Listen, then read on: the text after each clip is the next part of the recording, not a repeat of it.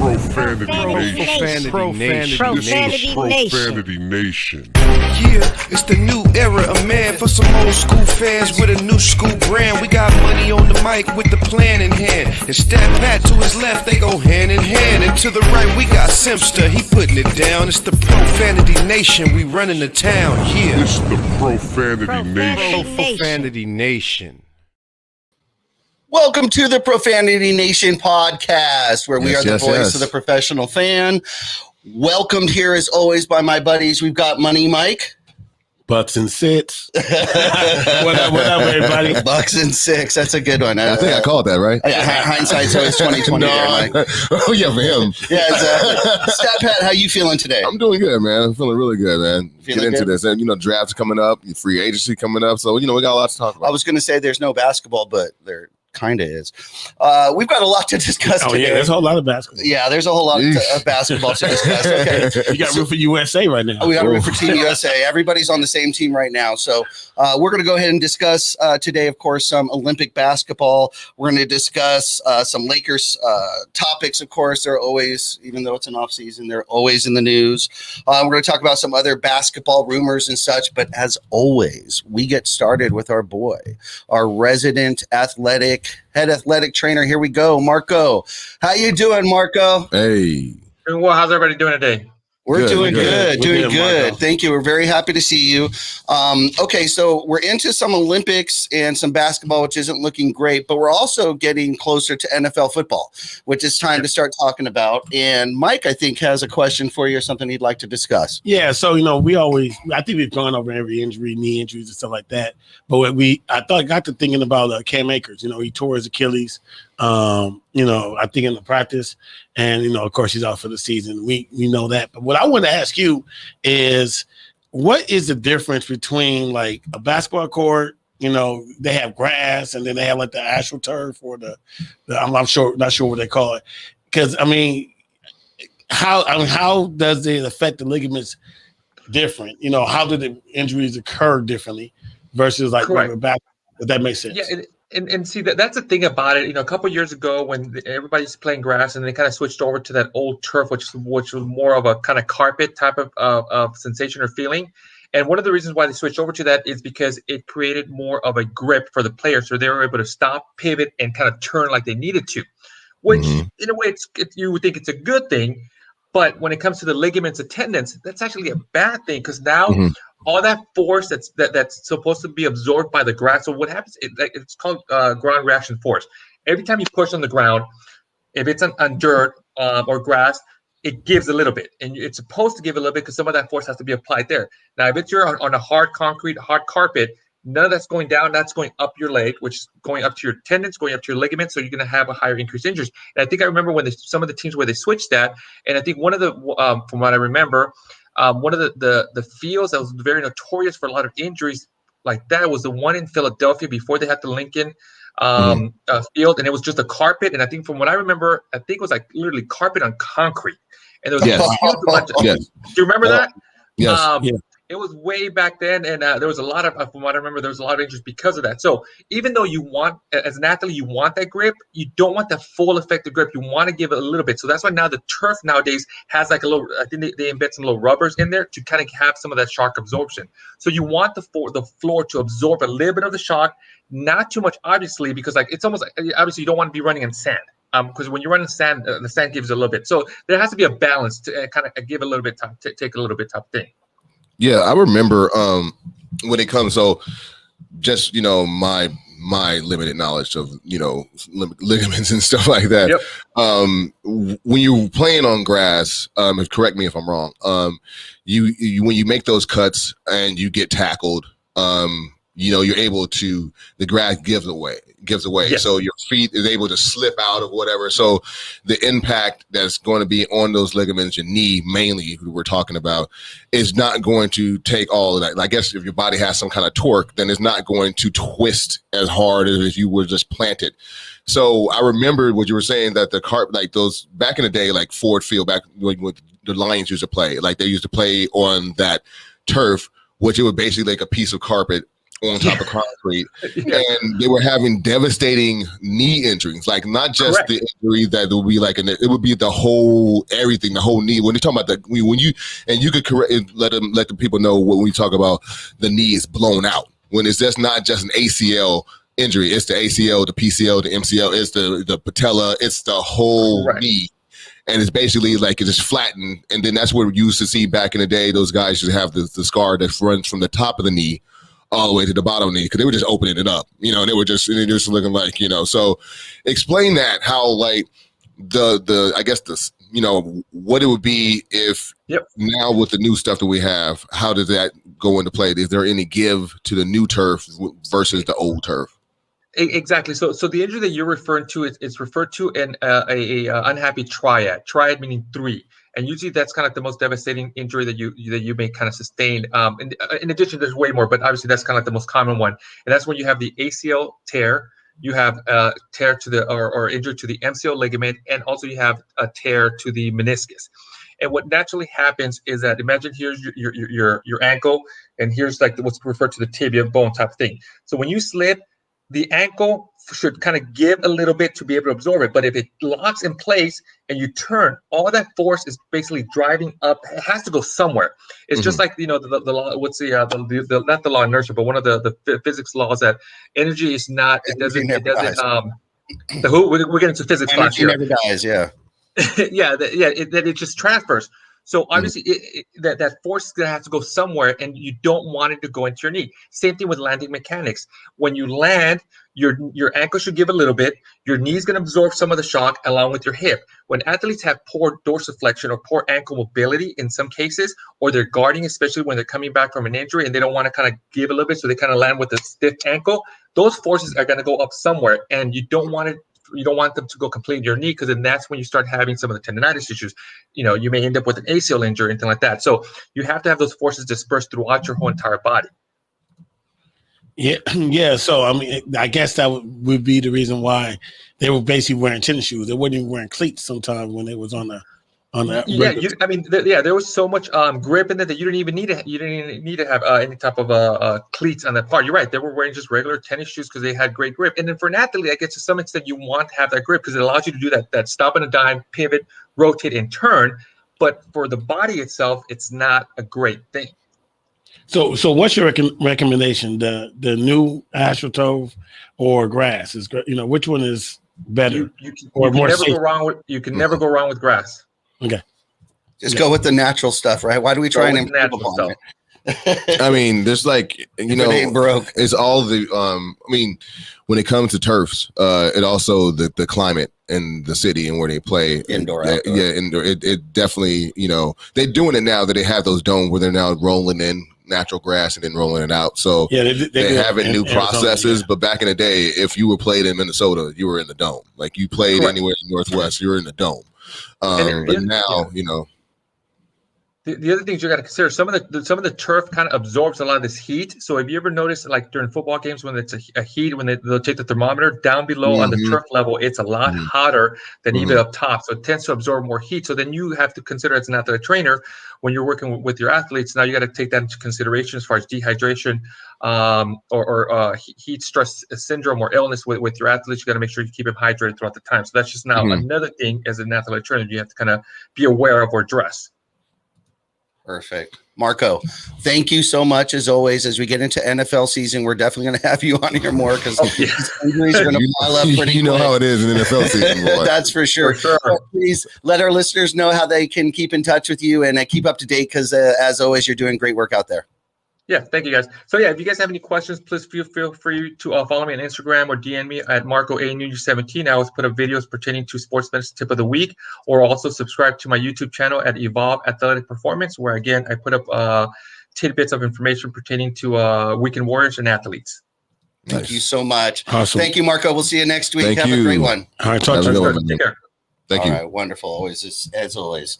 The science and turf. Right. That's like, hey, man. I mean, look, dude. I mean, it's crazy that we're saying it like that, but it is truly science, and And these guys, make a lot of money to make sure that they keep all those valuable assets, which are the players, exactly, as healthy as possible. Exactly. So it's a big thing. It's a big thing, but it's kind of ironic that in 2021 we're on the verge of flying cars, and yet the best is just plain old grass. Right, just plain old.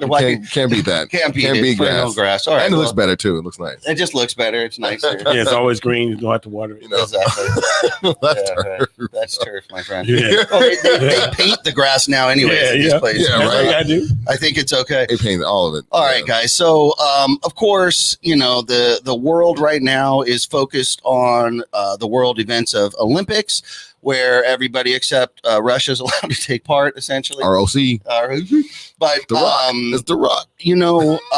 I got to say this, that in years past, and I'm sure this has a lot to do with COVID and the delay of the games a year and all this stuff, but not a lot of hype. Not a lot. I was in restaurants this weekend, and I heard people saying, "Oh yeah, the Olympics are on." You know what though? You know what I think it is. Because I looked at the Olympics too. I'm looking at it right now, and obviously the biggest thing that's missing are the fans, right? And that, to me, especially when it's the host country, like there's some events that I've seen where Japan is in it against somebody else, and there's like a gold medal, and it's like silence, and that place would be rocking if there was the fans in there, because it's the host country, that everyone's hype, the families of the athletes are there. It's just something is missing. And of course, we went through the bubble. We know what it is. We've seen it. We even up until we got to the playoffs, is the fans make a big difference when it comes to just viewing of sports, not just them adding to the game itself, but just being able, the optics of the it, enjoyment, the excitement. Again, it's taken contagious when you hear the crowd, even if you're not there. It is contagious. Yeah. I think also too, it's a little forced. You know what I mean? Doesn't it feel like that? Yeah, because look, bro, if you have Devin Booker, which is kind of comical, and and you have Middleton and Drew Holiday, they just finished the finals. Had a parade real quick, and then they all got on the plane, and now they're playing in the Olympics, like less than 7 days, right?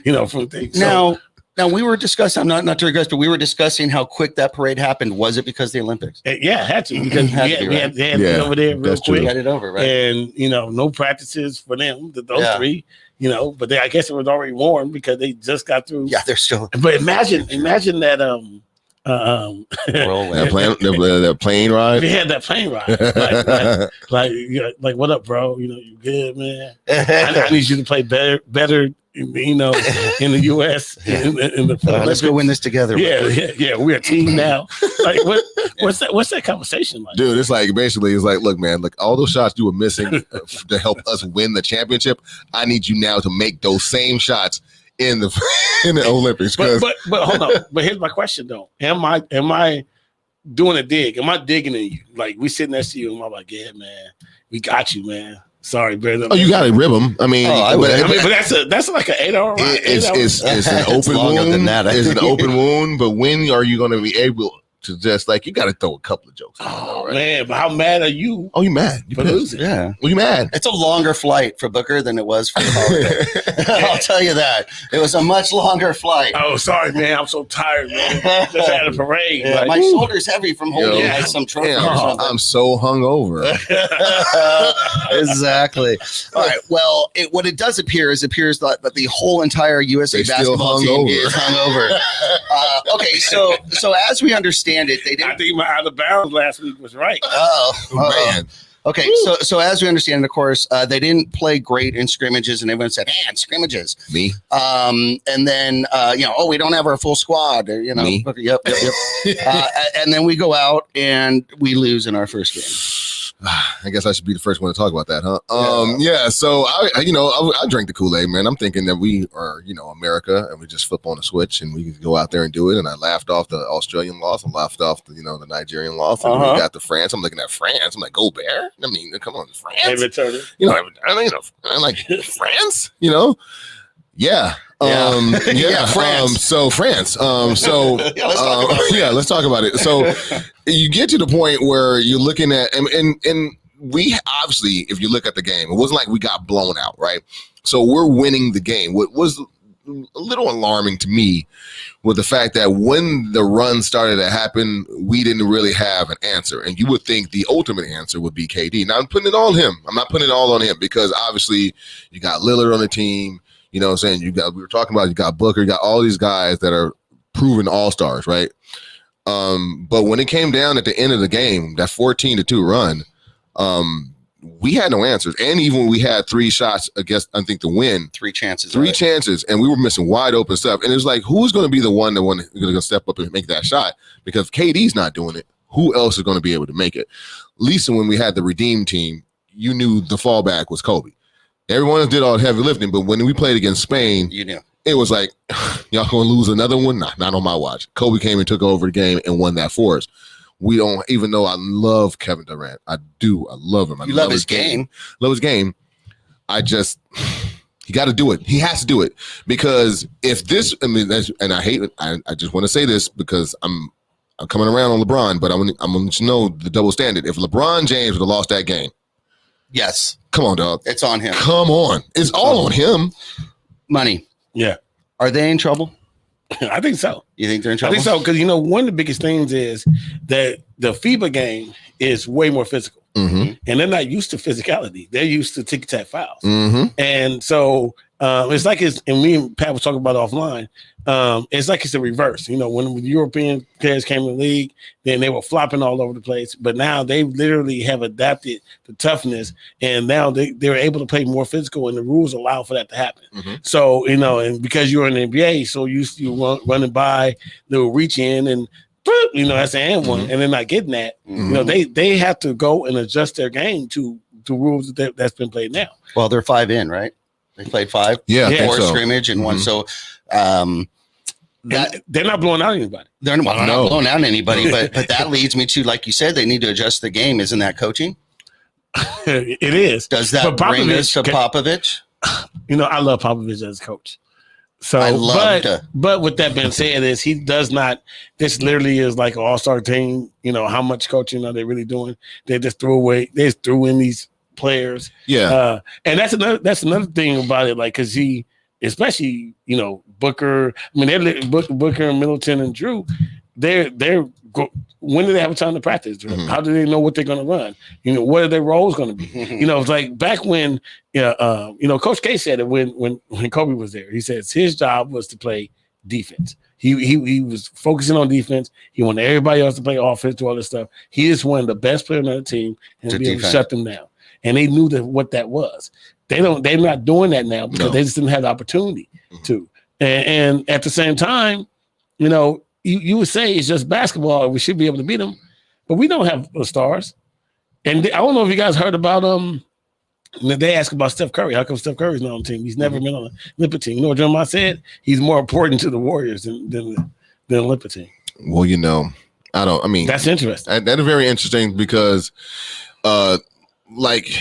you would think it would be an honor to play for the United States. You would think that, and I don't know because it just feels like. Okay, remember how we did the Dream Team in 92, and then we did Dream Team 2 in 94, and then we had this 96 team, and it's like we're just kicking everybody's butt so bad. For real.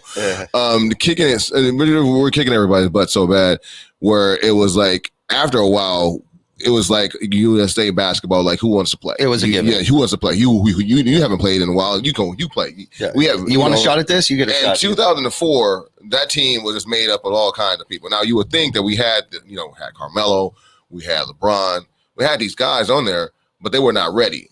2008 came. That's when they looked like they really got the team settled and they got ballers that were going to go play defense and had some pride. Now we're back the same way. After the Redeem team, after that, now people are like, okay, you haven't played? You play. Now you want to play? Come on, you play. And it's not the collection of talent.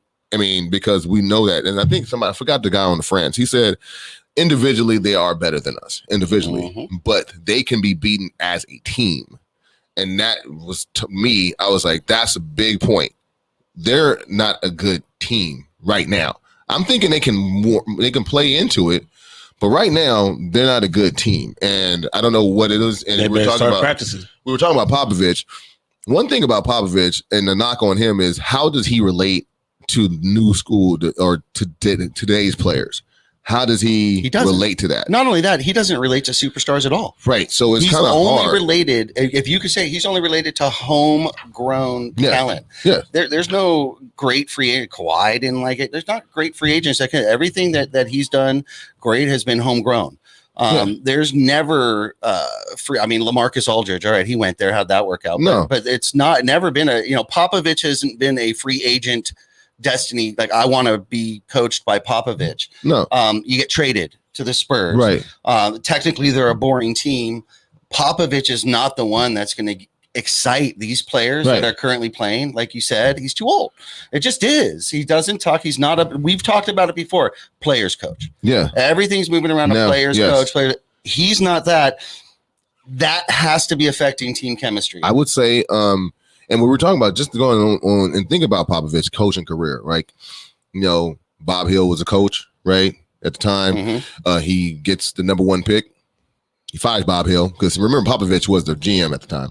Pop goes ahead and then basically just fires the dude and then take over the team because he got Tim Duncan and he got the Twin Towers with David Robinson still there. Thing about that though, when you have your player, basically when you have 2 of your players, one is literally from the Service Academy, right? Popovich from the Army. Well, I think Popovich. I think from Army. If I'm not thinking, let's say military. That way we're not wrong. Okay, and then you have David Robinson, the Admiral, right? Yes. Then you come with Tim Duncan, which is not going to make any waves and going to be yes sir. So you got the 2 biggest guys on the team, the biggest influences, going to go ahead and do whatever the coaches say. Once those guys are gone, now Popovich's stuff doesn't work anymore the way it used to. Nope. And so now, like you see right now, Coach K, though, on the flip side of Coach K gets the one and done. Coach K gets the superstars. He gets the young. He knows the young. He had to work with young all the way. High school young. Yes. I mean, these are high school kids that are coming into his program. Right. And when they leave, they're still high school kids. Right. And at the end of the day, it's he was able to coach them. Right. And then at the end of the day, like those guys that didn't get picked up by Duke or didn't play for Duke couldn't wait to get on to be coached by Coach K. That was one of the draws to be on the team. You're absolutely right. It wasn't just to play for USA. You're right. So now, but at the same time, you're not going to fire Pop. You're going to let Pop lose another one, and before you Pop, because he probably got too much respect in the game. Okay, so are they getting the medal? Yes, man, dude, come on, man. I'm just checking. I'm thinking they're going to still win the gold. I mean, it's gold or nothing, right? I mean, listen, I'm not trying to hate on at all. I just don't see it. I don't see the makeup of the team with them being able to have the anticipation. It's not that much chemistry. Yeah. And if you go with a team that has chemistry, that and they know what their spot's going to be, and they know where the bat pits are coming, it is. I mean, it really feels like a chemistry issue. Yeah. Right. And I think they said they're not playing for each other. The players are not playing together as a team. I would think that there's a little bit of that. There's a little bit of ego going on that Coach K was able to squash. Yeah. As soon as you walked in the door, that wasn't going to be an issue. Well, because if you think about it, Damon's pissed because he didn't get a chance to win. KD. I mean, he had a remarkable game, and toe on the line, toe on the line, 1 inch. Yeah, right. So you they want this, right? But you have to play within the team. And man, I don't know. I'm not hating on them. I definitely want them. I know you do. I want USA to that get sounded the gold. exactly like our commercial, by the way. I'm not hating on them. Right. That's totally that sounded like right. You know what? Is there anybody in Clubhouse listening that has a comment? I'd love to hear if they have anything to say. If there's anyone in there, I know it's a busy night. Blink your mic if you have a comment. Anything about Team USA? Yeah, Team USA basketball, because obviously there's also the world is catching up. Yeah, it just is. Absolutely, it just is. Anyone on there? Andrea, let me hear from you.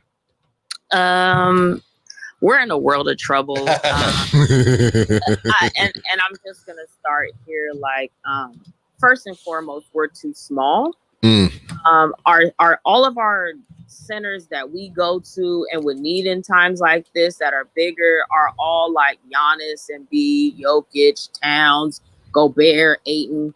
They're not. Wait. Everybody you mentioned is not a U.S. citizen. From the US. That's her point. I was just going. That's her point. I was going through that list with you. Yeah, and then on top of that, of course, AD is going to probably take time for himself. So we're left small as heck. Mm-hmm. So Right. there's nothing we can do down low, and I don't know why they didn't pick up Dwight Howard, because I feel like that would be a better mix than putting JaVale McGee down there. Right. And then we don't have a point guard that can actually score and literally be a floor general. I think we needed like Alonzo, Chris Paul, something to control, because everybody likes to play ISO. But everybody on the team that we have plays ISO on their team. Dame Lillard, KD, and the list goes on. They love to play 1-on-1. There's nobody that's going to look to find people at their sweet spots. And we're in a world of trouble. Just that's plain and simple. I don't see us getting silver, gold, maybe bronze. Maybe bronze. So can I ask you a question, Andrea? When it comes to say that's the case, how damaging is that to the players' legacies when they're? Because I know what it would do to a LeBron legacy. Obviously, we're still trying to beat his. Biased. Right? It's always biased when it comes to Bron. Of course. I asked the same question today, and you would not believe how many people were like, "Oh, this doesn't mean anything for KD. He's getting his body back in shape. Yeah. Blah blah blah." And I'm like, that's supposedly the best player in the world. Exactly.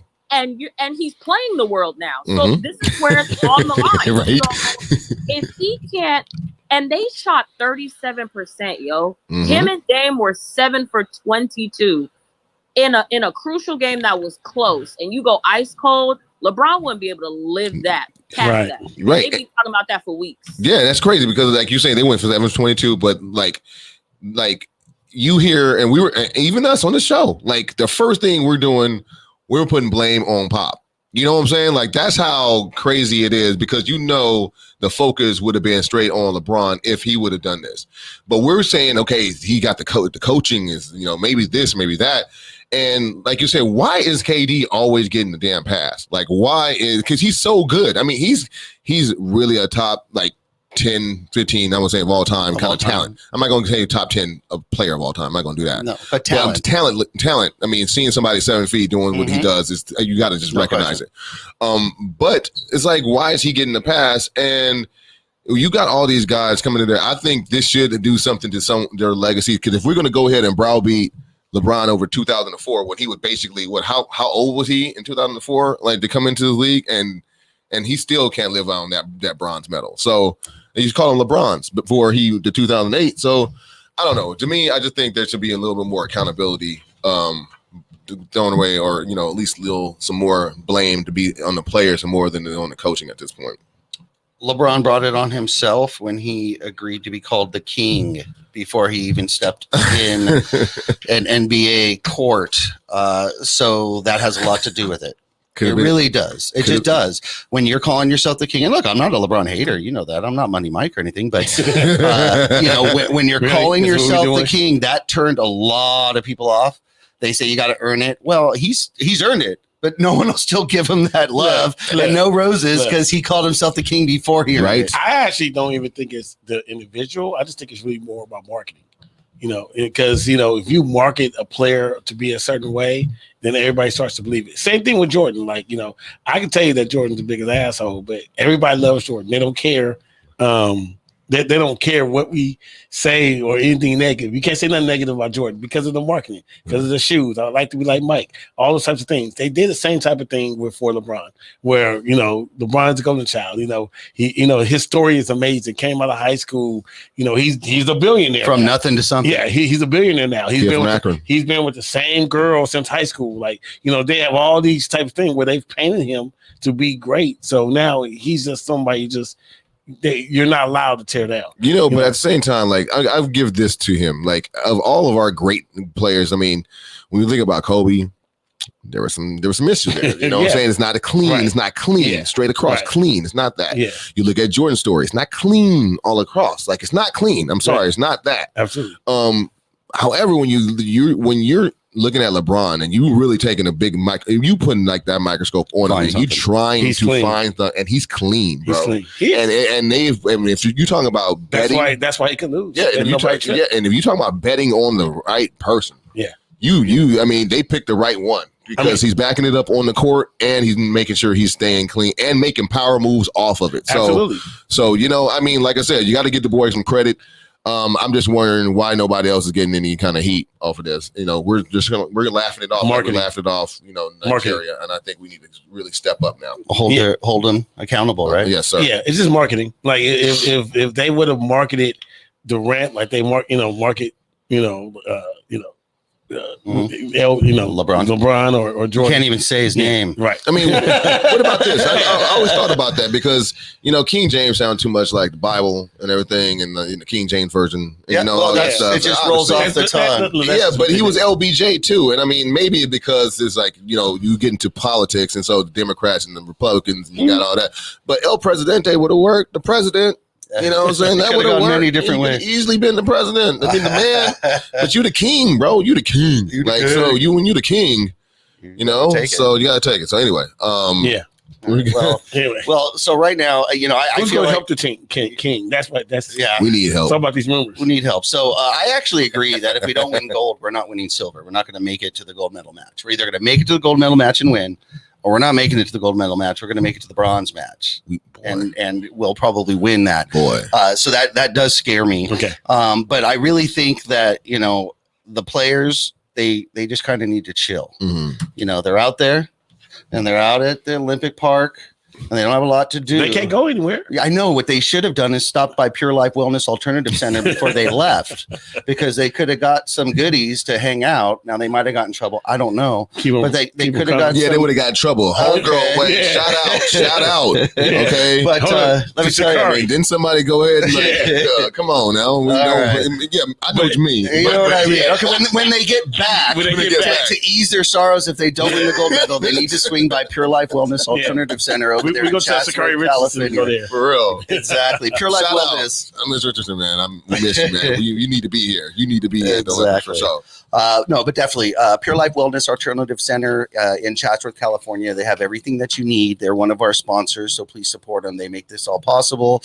Anything you need to chill out, calm down, and relax, they've got it. Pure Life Wellness Alternative Center in Chatsworth, California. Be sure to look them up. Guys, I want to move away from the Olympics, and I'd like to move to our team. I know it's off season, but it's never really off season for the Lakers. They're always in the news. Nope. Now, we've got a lot of NBA stuff coming up here. The draft is literally right on our doorstep. And with that comes crazy trade talk and crazy rumors and so forth. Let's just start with the draft, if we could, okay?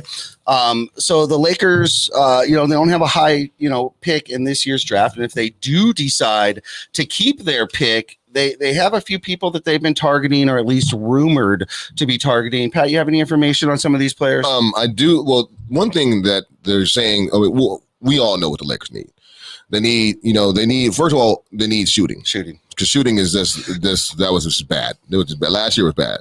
And so the guys that they're targeting at the 22nd pick are all shooting guards. Guy from you got Chris Doherty from Oregon, really good shooter. I like him a lot.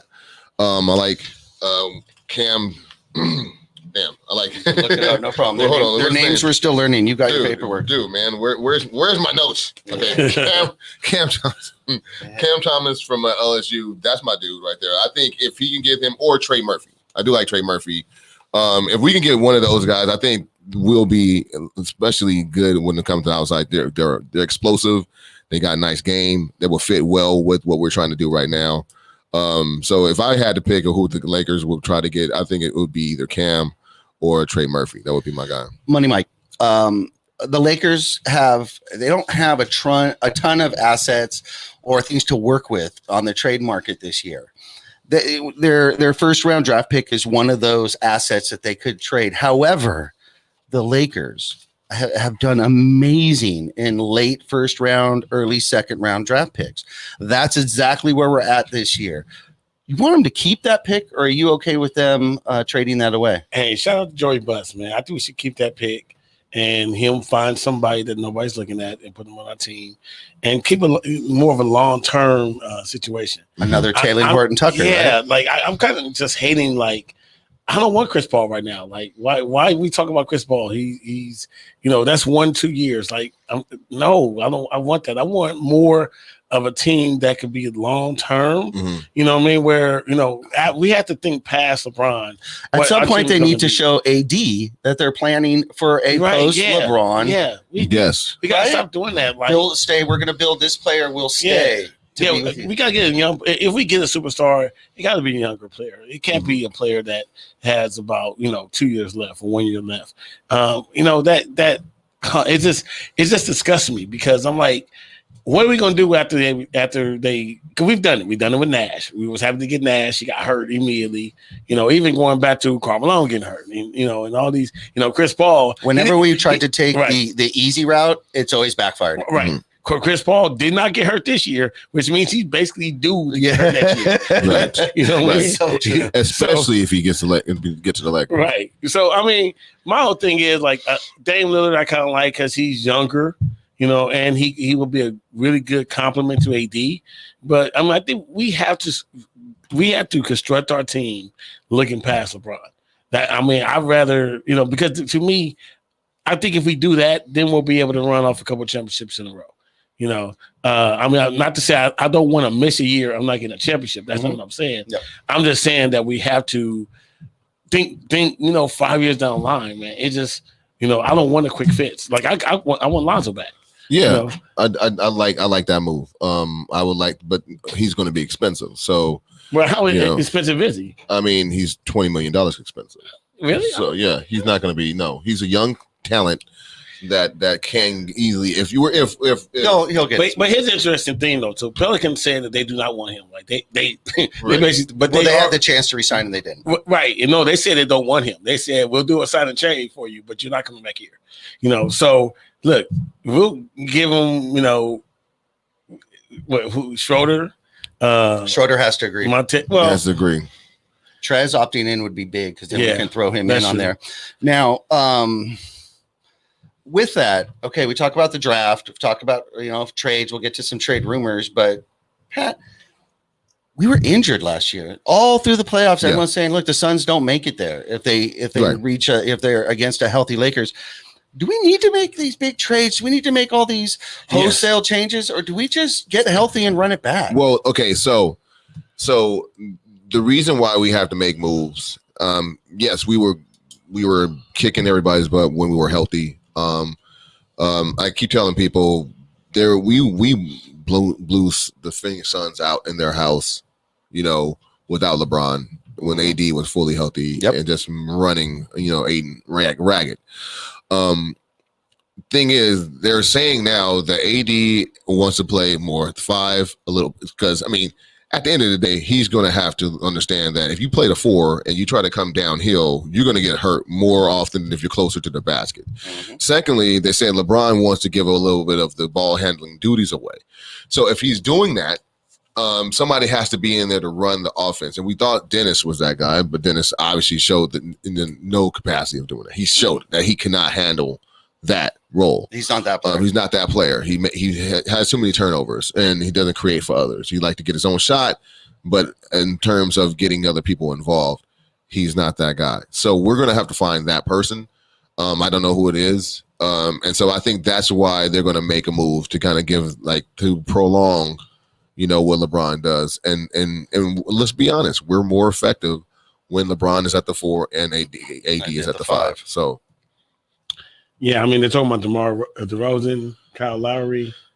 These are all rumored free agents that may have some. Does anyone in Clubhouse have anything to say? So, Andre, I see you blinking your mic. You have a comment? I'm so excited. Hey. Wonderful. No, we literally have to make an adjustment, of course.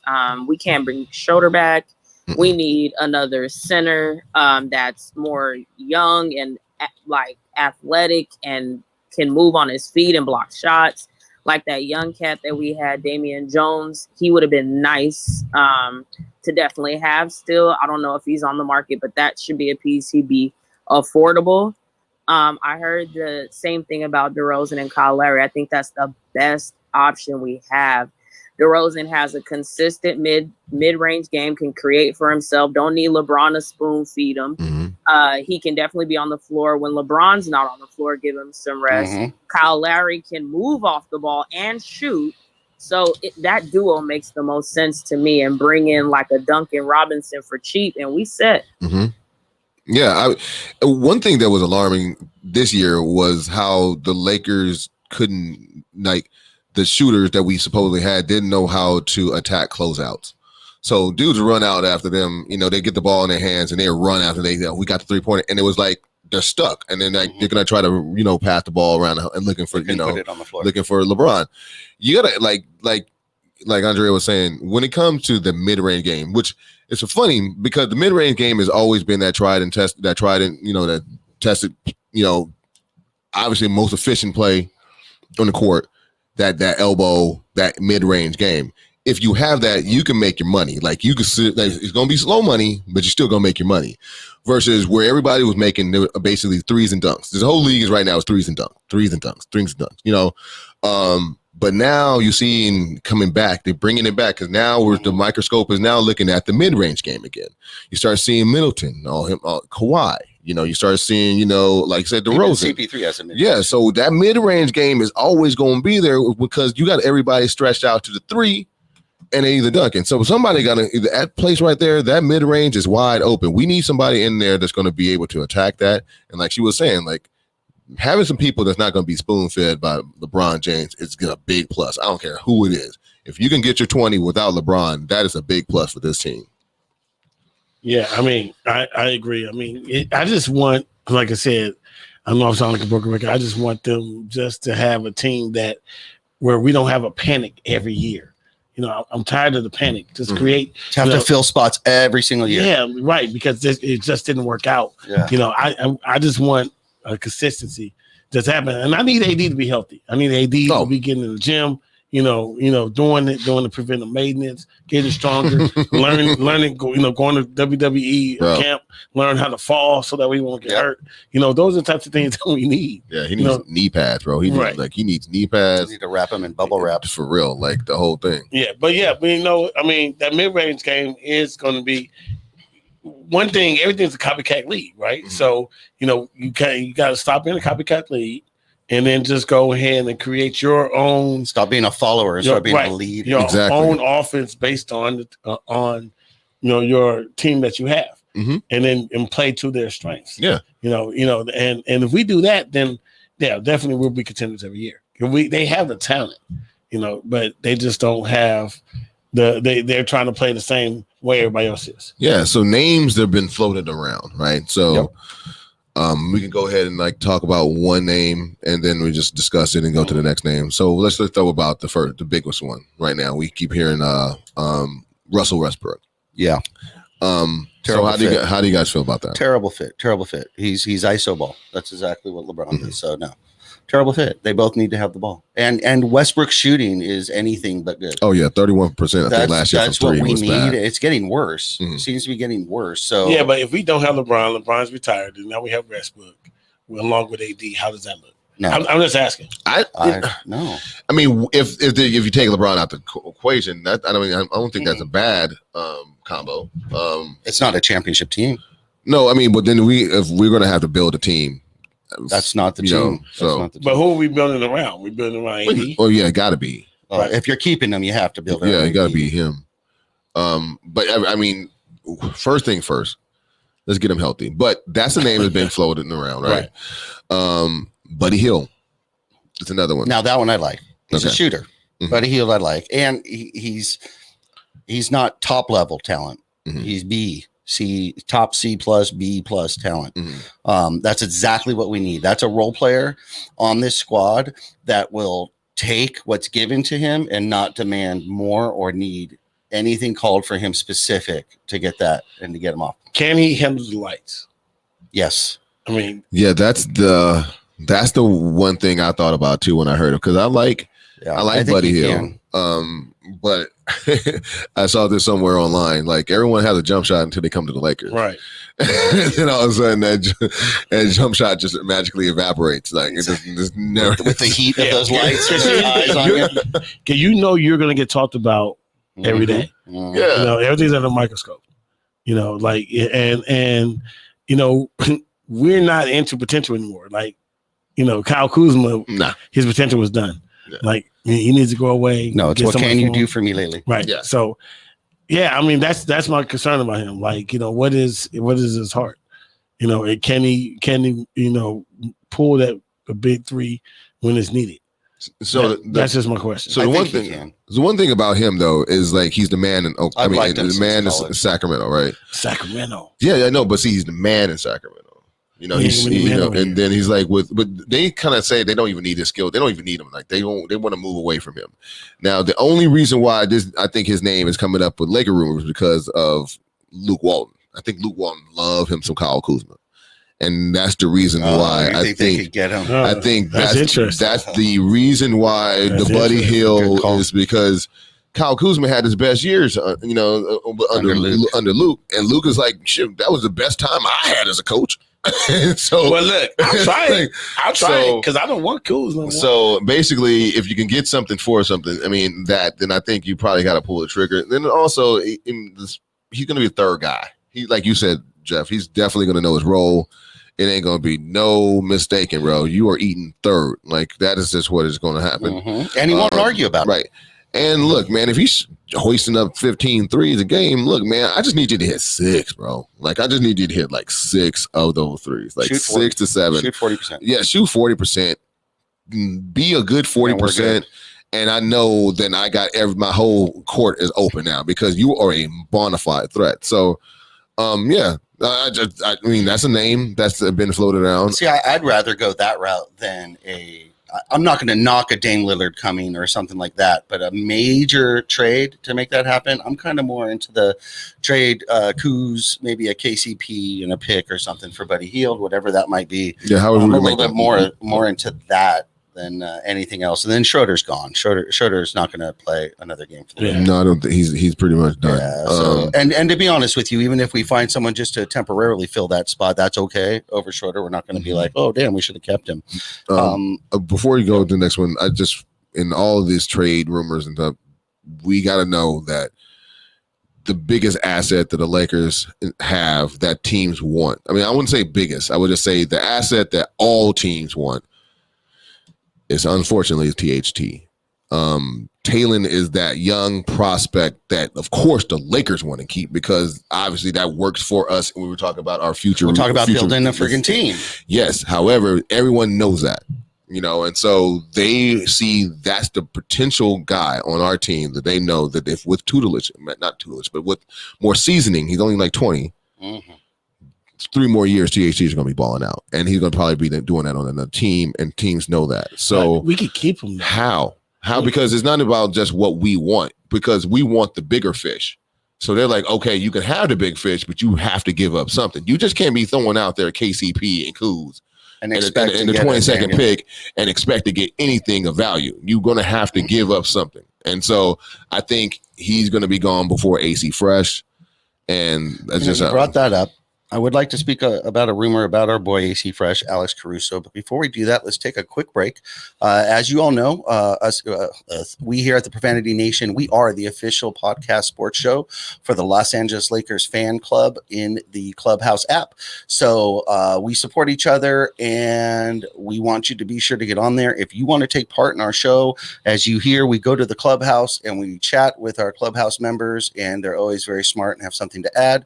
So please go to the Los Angeles Lakers fan club if you want to take part in our show. We're going to take a quick little break. We'll be right back, and we're going to talk about more Lakers rumors. The Profanity Nation is now the official podcast of the Los Angeles Lakers fan club on Clubhouse. Be sure to join, over 5,000 strong and growing. Also, text Lakers to 22828 for a chance to win a free t-shirt. Again, text Lakers to 22828 for a chance to win a free t-shirt.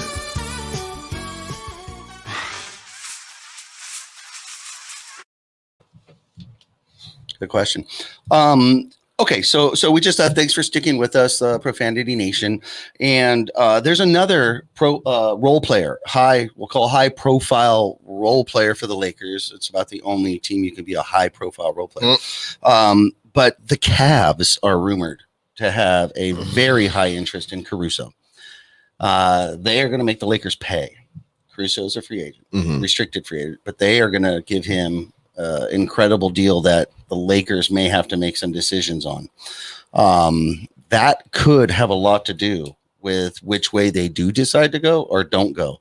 I'm not sure what, piece falls first, right? Does he get that offer? Does this trade? Who knows? It's always that first domino to fall. But Caruso is rumored to be highly sought after by the Cavaliers. So that's another one. And we want both of those players to stay, but Caruso's a big one. Yeah, I want to do everything we can to try to keep those players unless we have just something that blows our mind for the future, not for right now, because that's what I'm looking at. Like we know LeBron has 2 years max, I think, and then he's going to be gone. And I just don't want to go through that 10 years again, trying to rebuild. Nobody's going to help us. We don't have any pits of value. You know what I mean? So I wouldn't do everything I can to try to keep them, but I know it's going to be hard because nobody wants to help the Lakers. No one. That's just the beginning of time. They want to try and fleece the Lakers. Yes. When we look back in history, the Lakers have fleeced everybody else. Now, there are other teams out there, and this was one rumor that I heard that also involves Dame Lillard that actually was very kind of scary to me. The Knicks are rumored, and of course they have the space. The Knicks are rumored to want to go after Dame. Not only Dame, but to pair him with Julius and bring Lonzo back. Or to Lonzo to pair with Julius and Dame. What do you think of that team? That's interesting.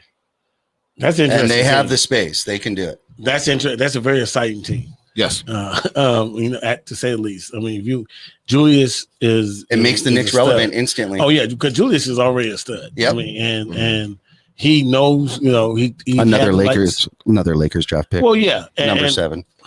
And he was great. I hated to see him go for nothing. Right. We got Rondo. They let him walk. They let him walk so they could sign Rondo. Yes. So yes, for nothing. And he bounced around the league. He went to New York and I felt a little sorry for him because it was like nobody wanted him, and I didn't understand why nobody wanted him. So I think the fact that he got to another high market team, he understood the spotlight because of LA, and the Knicks actually won him. And he's just balling out. And in this think he's actually MVP. He's not there yet, but yes, when Lonzo, great floor general, Dame Lillard, definitely great in the clutch. Yeah, I did that. RJ Barrett's there too as well. Yeah. RJ Barrett's there as well. Yeah. And I would say I would make the league fun.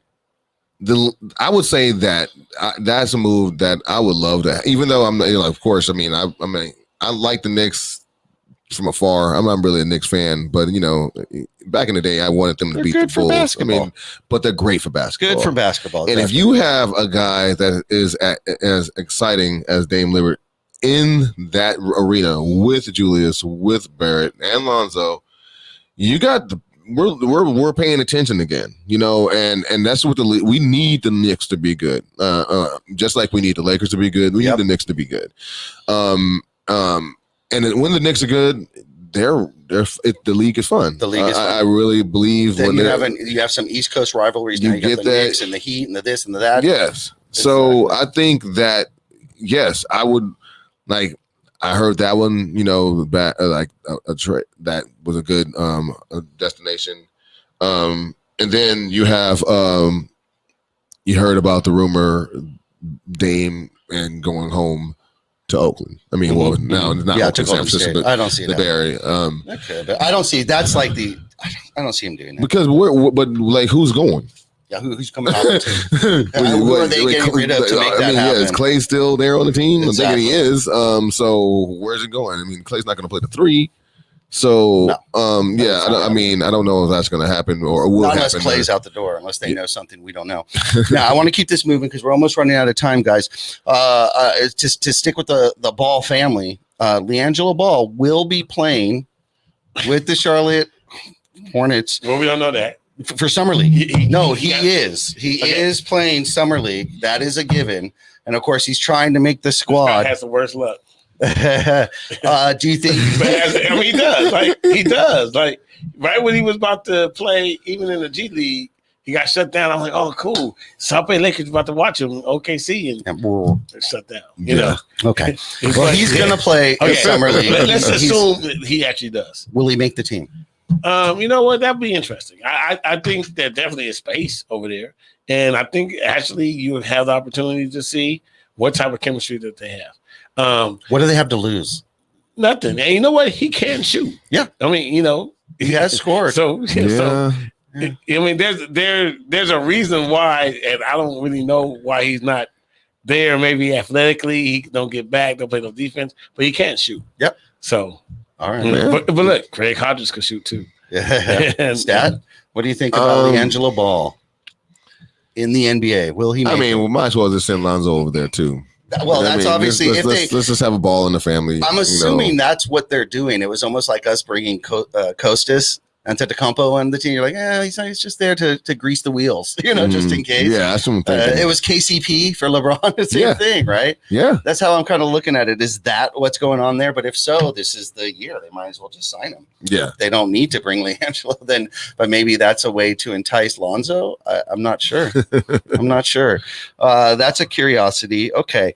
Money Mike, we're at that stage of the show where we're going to go ahead and do a Money Mike out of bounds. This is a wonderful segment where Money Mike is going to share his opinion, thoughts, or something or anything on a situation, and he simply wants to know, is his opinion of this situation in bounds or out of bounds? Money Mike, the floor and mic is yours. All right, so we know that Milwaukee, won the championship. Congratulations to them. So all the I can't say a name. I can't say a name. Giannis Antetokounmpo. Antetokounmpo. Yeah, those the three Greece players, the brothers. They all have rings now. Yes, but Kostas got his first. Am I out of bounds to say that Kostas still could go in at that Thanksgiving dinner and say, "I got my ring first"? Am I out of bounds to say that he still has the right to say that? Or it don't matter now?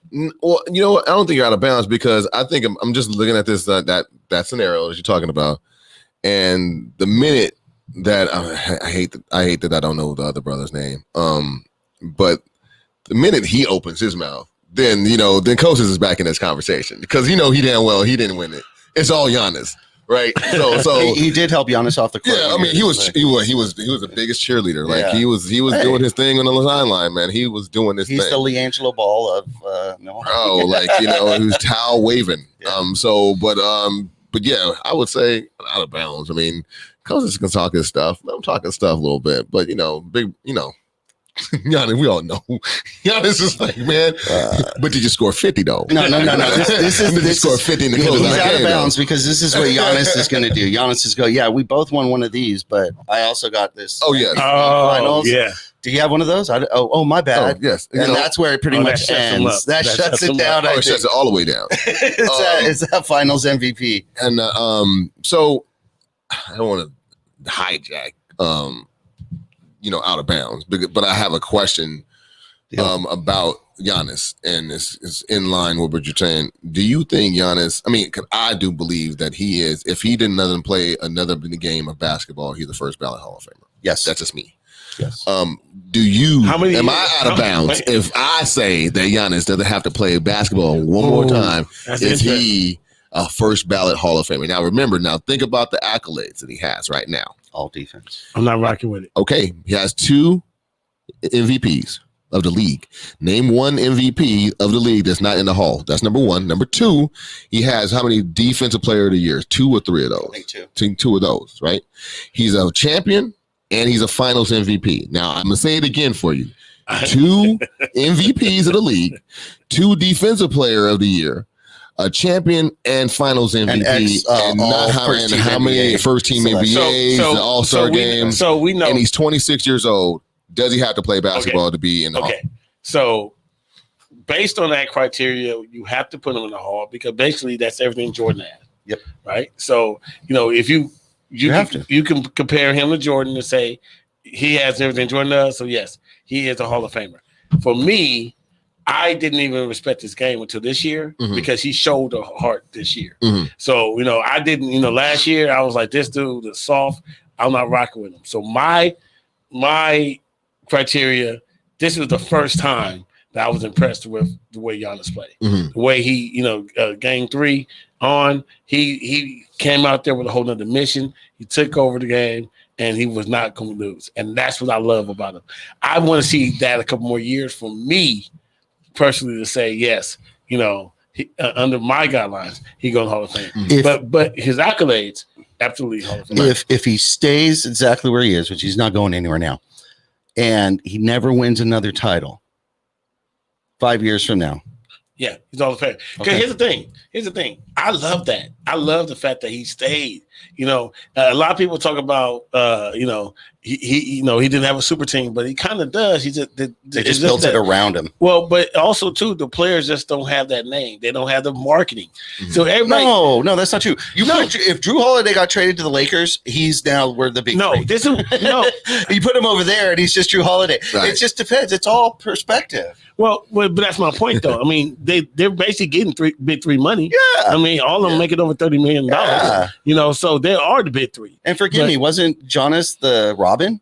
Yeah. To the Batman? Somebody said that. If he's the Robin, that makes them a big two at least. At least. Well, I mean, again, that's why. Listen, Robin, this is the very reason why we created this show. Because we understand that that it's not the marketing. We're actually looking at the actual player and the actual team. Exactly. And they have players that could compete with everybody else, obviously, because they did it. Yes. And everybody wrote them off. It was either going to be Philadelphia or the Nets. But their players and Drew Holiday played amazingly. I was surprised by that. But he was really consistent. And Middleton, one man they call him Jordan, another man they call him LiAngelo. So but he balled out. Yeah. Oh, and with Giannis, I think with Giannis is if he did stay and play 5 more years, right? With all I said he has, he's stat padding, bro. He's stat padding. Like, it's not even, you know what I'm saying? It's not even like he's going to get more points. He's going to get more all-star, consideration. He's going to get more first-team NBA. Like, you know what I'm saying? Like, 5 years from now, if he doesn't win another championship, all it is now he's getting more points. His rebounds are going to be, he's just stat padding. And so, like, it's not going to change whatever he did right now. And that's why when I said that, people want to see this big little pushback, but I'm like, I'm going to give you, what he did, and you tell me, have there been anybody with what he has is not in the Hall of Fame, and he's doing it at a younger age than all those guys that we know have done it later on in their career. Look, I think the second year, the second half of his career, if we're probably not even at the halfway mark, but Giannis knows what he has to do to take over a game. So why wouldn't he always do that, like forever? Because we'll have to see now. Yeah, because now he's got that swagger. Right, he got the ring. The way he played in the finals, nobody can stop that dude. No, nobody. No, I agree. So I agree. Quickly, is there anybody in Clubhouse? We always give them a chance to respond to when he mic's out of bounds. Anybody in there? Flash your mic. Andrea, disagree with me. Yeah, I do agree with you, but the Thanasis or the other brother, yeah, he can't say nothing. Absolutely nothing. The cheerleader. But the Giannis statement about him being a Hall of Famer, yeah, he got all the accolades. I'm sorry, like I gave him a hard time too, but this man is 5-time All NBA selection, first and second team, defensive, like MVP. He got all of it. Like, might as well. If he doesn't pick up another basketball again, that's it. He's a Hall of Famer. Yeah, in 6 years, so that's amazing. I mean, it is amazing. That's a heck of a career. I mean, it is amazing. That is. In Milwaukee. In Milwaukee with the title. In Milwaukee with the title. All right. Thank you, Clubhouse. We appreciate it. We're running a little bit late, so we're going to go ahead and take off. I would like to give a shout out to a few people that commented during the show. We have Jim Nation 3.0, and then happy birthday to our boy Chris Woodmansee. Lakers Chris. Happy birthday, my friend. We've got Joe Vidana. Thank you for checking in. Our buddy and family, of course, Sean Ward. Always great when you're on board with us, Sean. Thank you so much. To everybody else, to the Los Angeles Lakers fan club room, we really appreciate it. You guys always come in with the smart topics, the smart answers, and the smart discussion. So we really appreciate it. We are the Profanity Nation Podcast. Money Mike. Stat Pat, yours truly, Simsta. We are here every Sunday night at 8:30 live on Facebook, YouTube, Twitter, and of course, Los Angeles Lakers fan club room in the Clubhouse app. Be sure to join us every Sunday. We'll see you. Peace. Peace.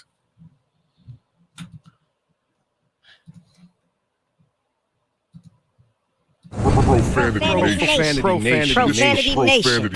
A podcast for the fans, by the fans. Dive deep into the topics the other shows miss. Raw and uncensored. And he's going to play team ball. His legacy is at stake. Rare, hard-hitting interviews with players, coaches, and you, the super fans. I'm not hating. I'm like, okay, cool. Good. 3 championships in 5 years. He's more than good, bro. Profanity Nation. Listen live or subscribe on your favorite podcast platform. Powered by Jesse Brown of Keller Williams.